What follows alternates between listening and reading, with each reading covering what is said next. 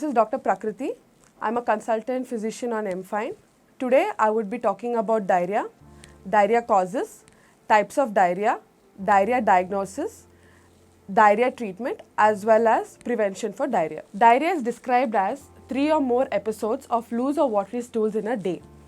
Most of the time, the causes of acute diarrhea can be an infection. Diarrhea treatment and management depends upon what has caused the diarrhea in the first place. What are the types of diarrhea? Diarrhea can be classified based on two things. One, the duration of symptoms, which can be acute or chronic. The other, based on the type or what causes the diarrhea. It can be an infection or non-infection. Acute diarrhea, an episode where it lasts less than 2 weeks and mostly it is infectious.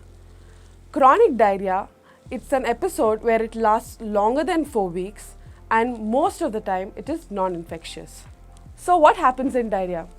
Diarrhea is a result of increased water secretion or decreased water absorption by the gut. Most of the time, the causes of diarrhea can be infection in origin and this leads to acute diarrhea. They can be caused by eating outdated or canned food, eating or drinking contaminated water, traveling to cities which have contaminated water, practicing unhygienic conditions where you do not wash your hands before eating food, not eating cooked food or raw food. This bacteria in it can cause acute diarrheal episodes. Chronic diarrhea is categorized into watery, fatty and/or infectious causes.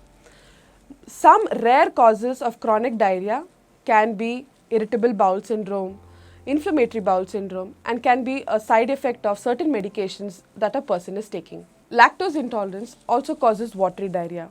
Symptoms of such can be flatulence and bloating sensation experienced by the person. What happens when a person consumes lactose? It is broken down by lactase enzymes present in the gut and it gives out the products which is absorbed by the cells. In such a case, with people suffering from lactose intolerance, there is a decrease or absence in the lactase enzyme which causes accumulation of lactose in the gut, causing absorption of water leading to watery diarrhea. Fatty diarrhea is seen in patients suffering from celiac disease or chronic pancreatitis. What happens in such patient? The pancreatic enzymes are in less production or decreased in production. Enzymes are released by the pancreas to break down that the food is consumed containing carbohydrates, fats and proteins. When there is a deficiency in this enzyme production due to some problem of the pancreas, this can cause malabsorption. Symptoms being upper abdominal pain, flatulence, smelly, bulky, pale stools due to the presence of non-absorbed fats. Bacterial and viral diarrhea can be a cause of watery stools due to the injury to the gut cells. This can cause problem in absorbing water, nutrients and electrolytes. Associated symptoms with diarrhea. There can be presence of blood and mucus in stool, abdominal pain, bloating, flatulence, pale bulky stools depending upon the type of diarrhea that you are having, fever which can indicate to an infection that can be an origin of the diarrhea, and finally there can be dehydration where you will have loss of skin texture and dryness of the mouth. Coming to diarrhea diagnosis. Diarrhea itself is a symptom. They can associate with other symptoms as I mentioned before. Coming to what you might have to think has led to the diarrhea. You might have recently had a trip or you might have had a history of eating outside food. This can also lead to an acute diarrheal episode which can be infection in origin. The physician will ask you all these questions and will ask you to get a few lab tests like blood test or a CT scan. How do we treat it?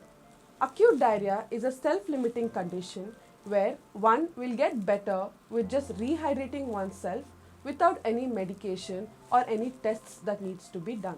Important aspect of treatment of diarrhea is rehydration and replenishing what electrolytes have been lost.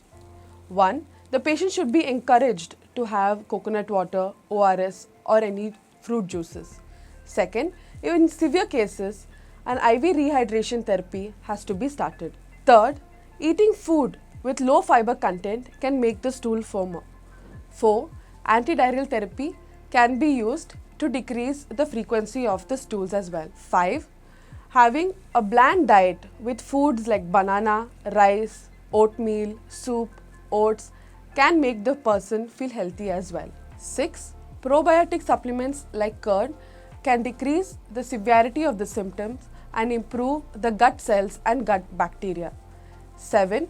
Antibiotics like fluoroquinolones can be given to treat infectious diarrhea, that is an acute diarrheal episode. Chronic diarrhea has a very specific treatment as to what is causing it. Based on the diagnosis made, the treatment is started accordingly. How do we prevent it? 1. By washing your hands before every meal. 2. Eating a hot, well-cooked meal. 3. To have bottled water while traveling. 4. Avoid eating canned food. When you're trying to buy canned foods, check for the expiration date before consuming it or buying it.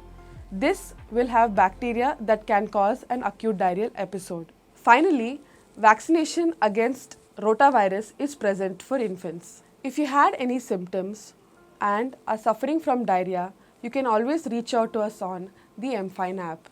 We are always there for you to help treat you and make you better. Don't forget to like and share this video.